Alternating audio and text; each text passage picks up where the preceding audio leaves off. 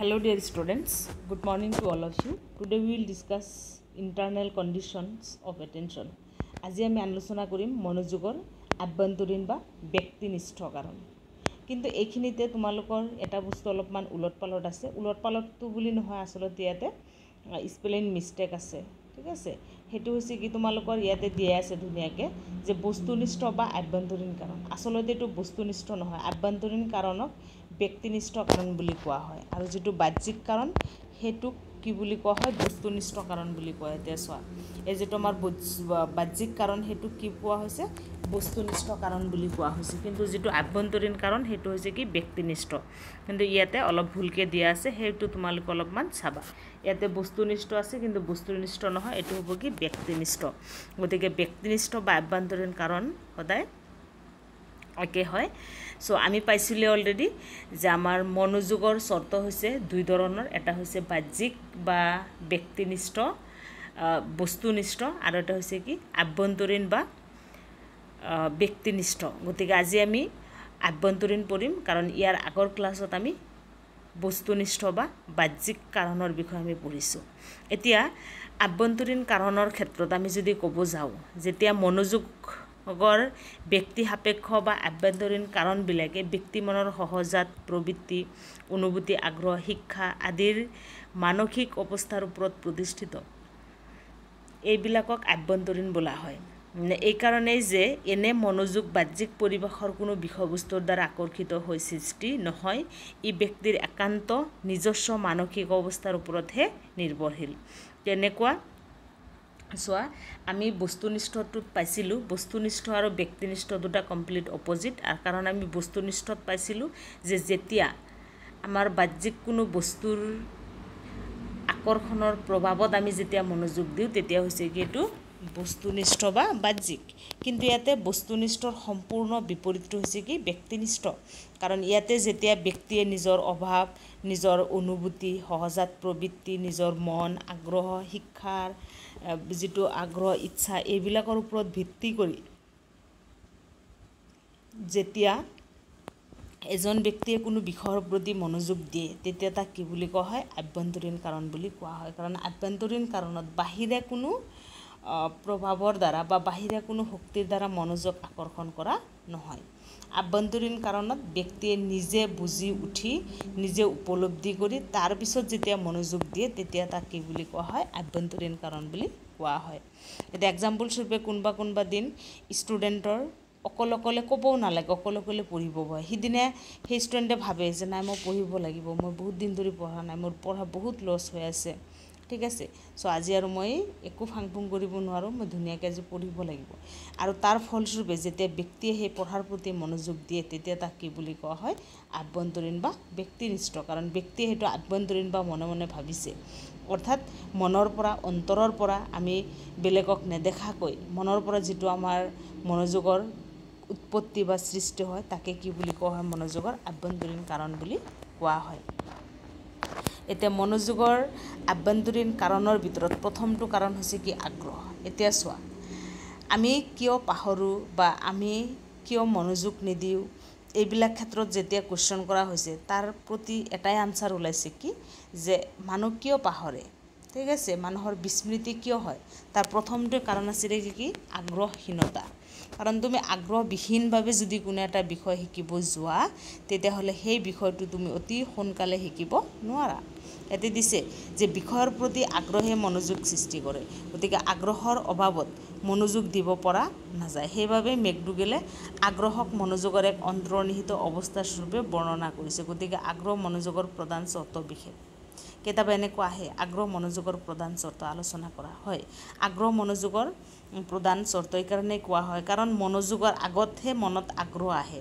কাৰণ কোনো এটা বিষয়ৰ প্ৰতি তোমাৰ আগ্ৰহ থাকিলেহে সেই বিষয়টোৰ প্ৰতি কি যাব, মনোযোগ যাব। যদি তোমাৰ আগ্ৰহে নাথাকে, তেতিয়াহ'লে সেই বিষয়ৰ প্ৰতি তোমাৰ মনোযোগ কেতিয়াও নাযায়। ঠিক আছে, তো সেইকাৰণে কৈছে আগ্ৰহে মনোযোগৰ সৃষ্টিৰ এটা কাৰণ, আৰু সেইটো হৈছে কি এটা আভ্যন্তৰীণ কাৰণ, যিটো আমাৰ মনৰ পৰা কি হয়, সৃষ্টি হয়। তাৰপিছত দিছে কি সহজাত প্ৰবৃত্তি। সহজাত প্ৰবৃত্তি মানে ইনষ্টিংক্ট, যিটো আমাৰ জন্মগত। এতিয়া তোমাৰ আম্মাৰ তোমাৰ প্ৰতি মৰম আছে, তোমাৰ আমাৰ প্ৰতি মৰম আছে, মোৰ বংশৰ বা পৰিয়ালৰ মানুহৰ প্ৰতি মৰম আছে, আৰু মোৰ যিখিনি আছে সেইখিনি তোমাৰ নাই, তোমাৰ যিখিনি আছে সেইখিনি মোৰ নাই। তাৰমানে কি ইয়াতে কি হয়, সহজাত প্ৰবৃত্তি। কাৰণ জীৱই জন্মগতভাৱে এটা সহজাত প্ৰবৃত্তি কি কৰে, লাভ কৰে। আৰু এনে প্ৰবৃত্তিৰ তাৰণাত ব্যক্তিয়ে বিভিন্ন ঘটনা কাৰ্য আদিৰ প্ৰতি কি কৰে, অনুভৱ কৰে। গতিকে সন্তানৰ প্ৰতি পিতৃ মাতৃৰ অনুৰাগ এনে প্ৰবৃত্তিৰ দ্বাৰা কি হয়, পৰিচালিত হয়। তাৰমানে কি সহজাত প্ৰবৃত্তি হৈছে জন্মগত, যিটো মানুহৰ অন্তৰৰ পৰা কি হয়, উদ্ভৱ হয়, আৰু যিয়ে মানুহক তাৰণাৰ সৃষ্টি কৰে, ইটো কৰ পঢ়, এনেকুৱা যেতিয়া তাৰণাৰ সৃষ্টি কৰে, তেতিয়া তাক কি বুলি কোৱা হয়, সহজাত প্ৰবৃত্তি বুলি কোৱা হয়। কাৰণ এই সহজাত প্ৰবৃত্তিৰ প্ৰভাৱৰ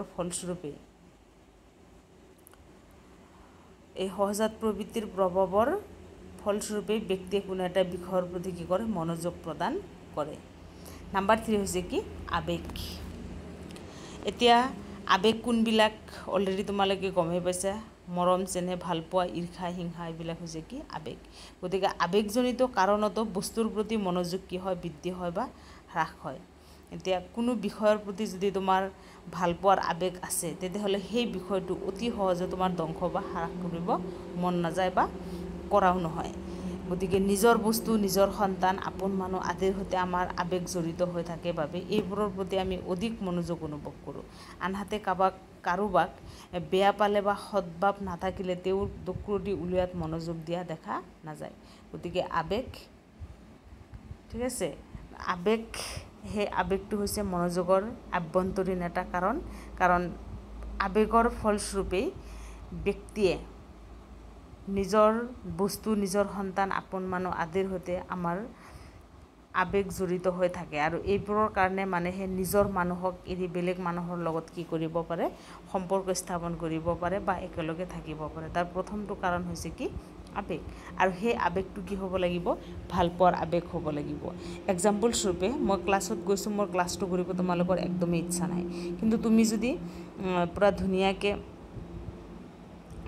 মনেৰে ভাবিছা, নাই মইতো পঢ়িব লাগিব বা এই বস্তুটোক মই ভাল পাওঁ, গতিকে সেই ভালপোৱা বস্তুৰ প্ৰতি তোমাৰ কি হৈ যাব, এনেই মনোযোগ যাব। ঠিক আছে, গতিকে সেই আৱেগটো হৈছে মনোযোগৰ এটা আভ্যন্তৰীণ কাৰণ। নাম্বাৰ 4 হৈছে কি, কামনা বা বাসনা, ডিজায়াৰ। মনোযোগৰ আন এটা বাহ্যিক কাৰণ হৈছে কি, কামনা বা বাসনা। কাৰণ পূৰ্ব অভিজ্ঞতাৰ স্মৃতি চাপস্বৰূপে মনোযোগ কি হয়, দৃঢ় হয়। ঠিক আছে, গতিকে মনোযোগৰ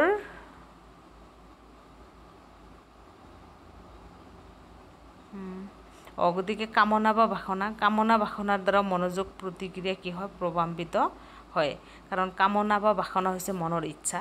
যদি তোমাৰ কোনো এটা কাম কৰাৰ ইচ্ছা আছে, তেতিয়াহ'লে সেই বিষয়ৰ প্ৰতি অতি সোনকালে আৰু অতি সহজতে কি হৈ যায়, মনোযোগ যায়। গতিকে এইটো হৈছে কামনা বা বাসনা। তাৰপিছত দিছে কি অভ্যাস।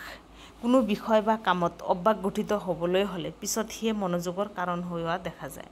এতিয়া সদায় ৰাতিপুৱা উঠি নিউজ পেপাৰ পঢ়াটো এটা তোমাৰ অভ্যাস, আৰু সেই অভ্যাসটো এটা সময়ত দেখা পাবা এইটো কি হৈ গৈছে, মনোযোগৰ কাৰণ হৈ গৈছে। এতিয়া মানুহজনে পূৰা ধুনীয়াকৈ কি কৰে, নিউজ পেপাৰ পঢ়ি আহে, আৰু তাত যি আছে হেডলাইন চব ধুনীয়াকৈ ক'ব পাৰে। গতিকে এইটো একমাত্ৰ হৈছে কি আমাৰ অভ্যাসৰ কাৰণে। কাৰণ কোনো বিষয়ত বা কামত অভ্যাস গঠিত হ'লে পিছত সি মনোযোগৰ কাৰণ হোৱা দেখা যায়। কাৰণ অভ্যাসটো কাৰণ কিবা এটা কৰি অভ্যাস হৈ গ'লে পিছত সেইটো মনোযোগৰ কাৰণ হয়। কেতিয়াবা বহুত মানুহ দেখা যায় যে ধৰা চিগাৰেট খায়, ভাং খায়, কিবা খায়, সেইটো মানুহে কি কৰে, খাই অভ্যস্ত হৈ যায়, হয়নে নহয়? আৰু সেই অভ্যস্ত হোৱাৰ পিছত মানুহ যেতিয়া এৰিব নোৱাৰে, তেতিয়া তাৰ প্ৰতি কি হৈ যায়, মনোযোগ গুচি যায়। সেইটো এটা।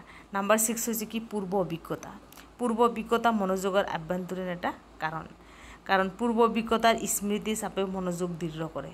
পূৰ্ব অভিজ্ঞতাৰ যিটো স্মৃতি চাপ, সেইটোক যদি মনত কৰি দিয়া যায়, তেতিয়াহ'লে সেয়াও মানুহৰ স্মৃতিটো কি কৰে, মনোনিৱেশ কৰে। পূৰ্ব অভিজ্ঞতা, এতিয়া তুমি চাবা, তুমি ৰাস্তাৰে গৈ আছা, ৰাস্তাৰে গৈ থাকোঁতে তোমাৰ ওচৰতে বহি থকা মানুহ এজনে তোমাৰ চিনাকি ফ্ৰেণ্ড এজনীৰ কথা পাতি আছে। ঠিক আছে, আৰু সেই কথাটোৰ প্ৰতি তুমি পটাপট মনোযোগ দিবানে নাই, অবভিয়াছলি দিবা, কাৰণ তাতে কি হৈ আছে তোমাৰ পূৰ্ব অভিজ্ঞতাৰ লগত জড়িত এক্সপিৰিয়েঞ্চ পাতি আছে, কাৰণ তুমি সেই মানুহজনক চিনি পাইছিলা।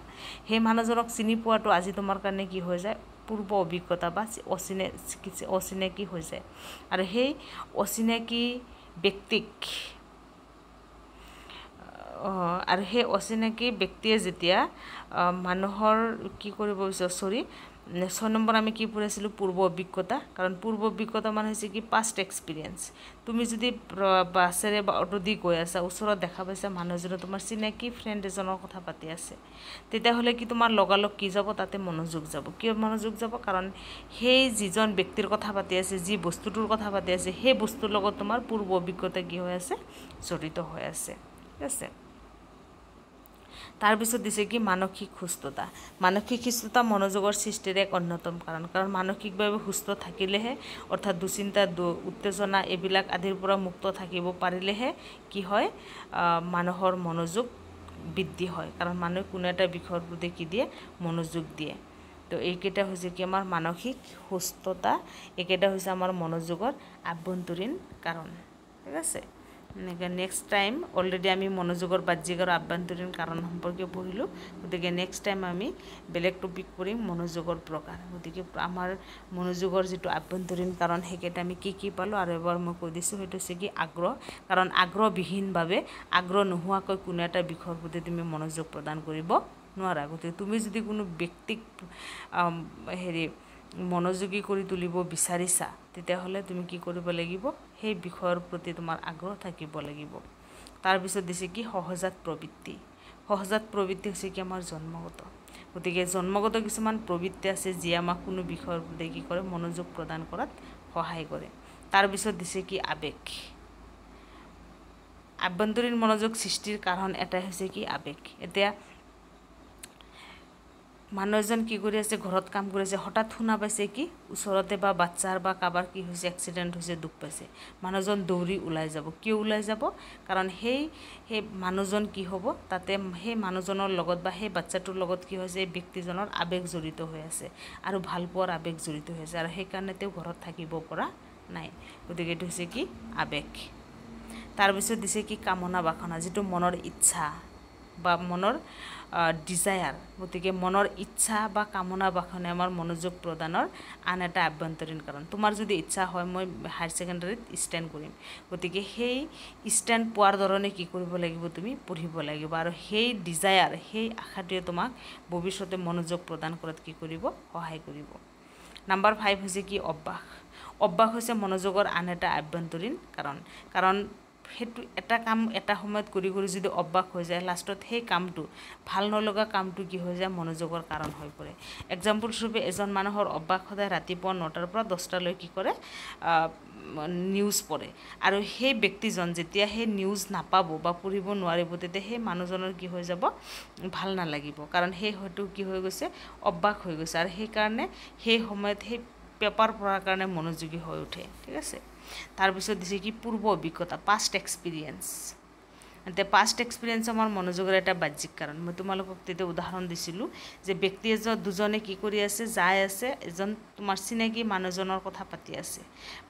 যেতিয়া তুমি শুনা পাবা সেই মানুহজনে তোমাৰ চিনাকি ব্যক্তিৰ বিষয়ে কথা পাতি আছে, তেতিয়া তুমি লগালগ তেওঁৰ প্ৰতি মনোযোগ দিবা, কথাৰ প্ৰতি চাওঁ আৰু কি কৈ আছে, হয় নহয়, তো তেনেকুৱা টাইপ। তাৰপিছত দিছে কি মানসিক সুস্থতা। মানসিক সুস্থতা হৈছে মনোযোগৰ আন এটা আভ্যন্তৰীণ কাৰণ। কাৰণ মানসিকভাৱে সুস্থ থাকিলেহে আমি কোনো বিষয়ৰ প্ৰতি কি কৰিব পাৰোঁ, মনোযোগ প্ৰদান কৰিব পাৰোঁ। কাৰণ নহ'লে আমি এনেকুৱা বহুতো ব্যক্তি দেখা পাওঁ, ওপৰত হাঁহি আছে, কিবা আছে, কিন্তু ভিতৰত বহুত টেনশ্যন, চিন্তা। ঠিক আছে। গতিকে সেনেকুৱা মানসিকভাৱে অসুস্থ হৈ থাকিলে আমি কোনো বিষয়ৰ প্ৰতি মনোযোগ প্ৰদান কৰিব নোৱাৰোঁ। আমি যদি ব্যক্তিক কোনো বিষয়ৰ প্ৰতি মনোযোগ প্ৰদান কৰিব বিচাৰোঁ, তেতিয়াহ'লে বেলেগ বস্তুৰ সহায় আমি ল'ব লাগিব। আৰু নেক্সট হৈছে কি মানসিকভাৱে সুস্থ থাকিলেহে আমি এনেকুৱা উত্তেজনা, দুশ্চিন্তা ইত্যাদিৰ পৰা মুক্ত কৰি ৰাখিব পাৰিম। গতিকে ডিয়াৰ ষ্টুডেণ্টছ, এইখিনিতে আমি মনোযোগৰ কাৰণ, যিটো আভ্যন্তৰীণ কাৰণ, সেইখিনি পঢ়িলোঁ। নেক্সট আমি মনোযোগৰ প্ৰকাৰ সম্পৰ্কে পঢ়িম।